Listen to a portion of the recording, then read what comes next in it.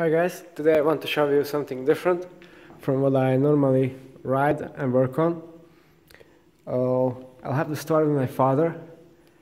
He's a bit lazy, so he loves e-bikes, and he has a few friends who ride e-bikes with him that are just lazy. Of course, there's nothing bad about that.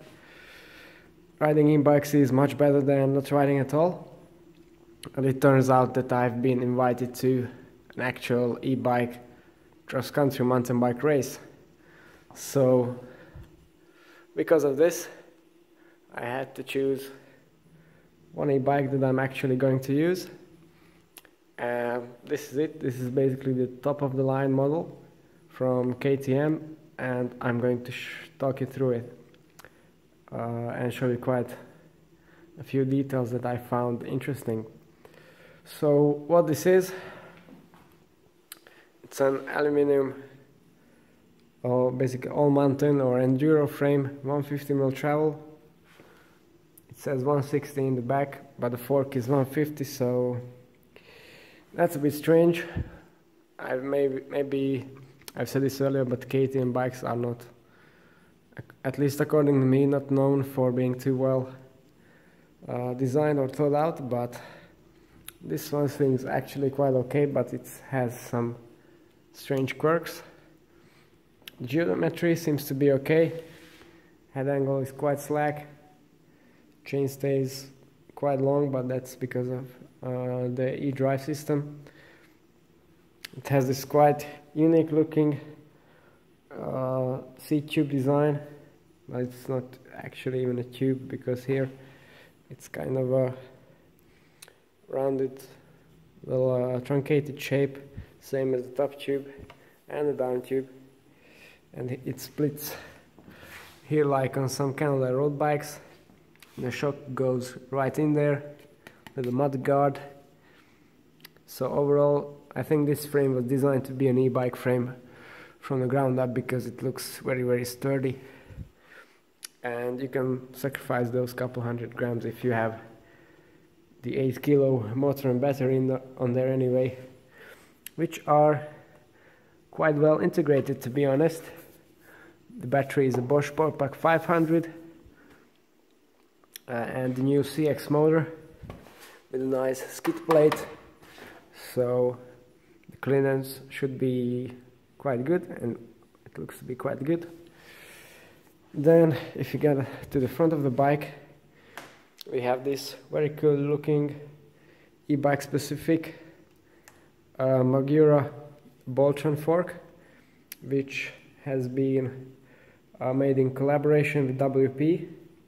As a cyclist, you may not know WP.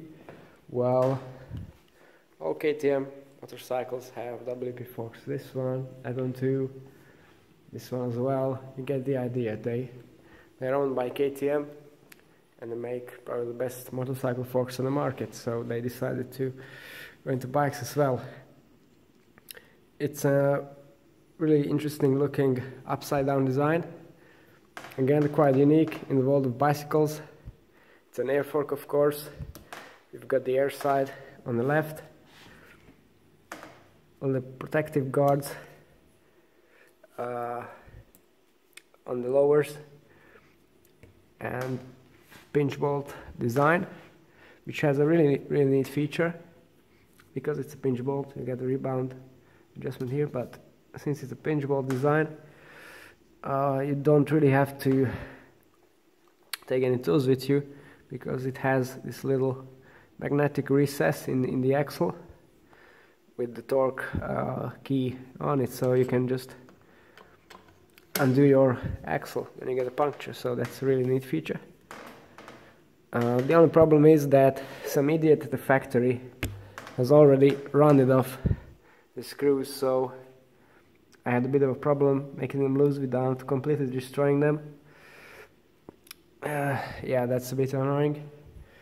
In terms of wheels, they are 27.5 plus size wheels with a super wide rim. Should be tubeless. I'm going to convert it.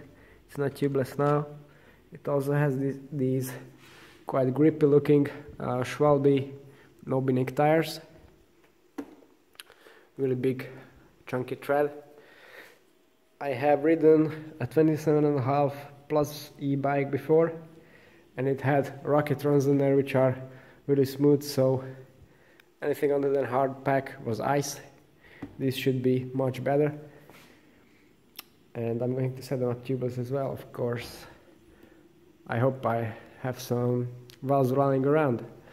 So in terms of the cockpit, classic mountain bike stuff, short stem, Ritchie WCS trail, same for the bars, aluminium, of course. No real point in putting carbon bars on a 20 kilo bike. Drop seat post actuation, then drivetrain, that's really interesting as well. This is the SRAM EX, again, e-mountain bike specific 8-speed drivetrain. As you can see, it has a really massive looking chain on it. Me being me, of course, it is now already coated in molten speed wax. Yeah, so EX1 derailleur, pretty similar looking to the new Eagle drivetrains. And this one actually gets an 11 to 48 cassette, A-speed, really massive cogs. This is really designed to withstand the forces from the electric motor when you are really hammering. The cranks are EX1 as well. Some forged alloy units, should be stiff enough for e-bike use and sturdy enough. Then rear wheel, same stuff, no binnick tires, some super wide DT rims, and hubs, DT 350s. The frame has boost spacing front and rear, naturally for the plus tires. You got a KS left DX dropper seat post, 125mm I think. And then if you get to the brakes, I really don't understand the choice of brakes, because the EX drivetrain also has some dedicated really massive looking e-bike brakes for it, and they are surprisingly cheap, definitely much cheaper than the XTs, and definitely better suited for a bike of this weight with much more stopping power. So I don't quite understand why did they put some regular XT brakes on there, but that's not that much of a problem, they're quite good. Then there's a slight problem with the seat post as well, because it has this quick release collar. The seat tube is quite long for a bike of this size, and I can't really get my saddle height without the clamp interfering with the actuator of the seat post, so that's a problem. On a regular KS slab you can just rotate it, but since this is the cheaper DS version you can't, so I'm gonna have to find some different clamp to actually make it work. But other than that, the bike seems pretty dulled.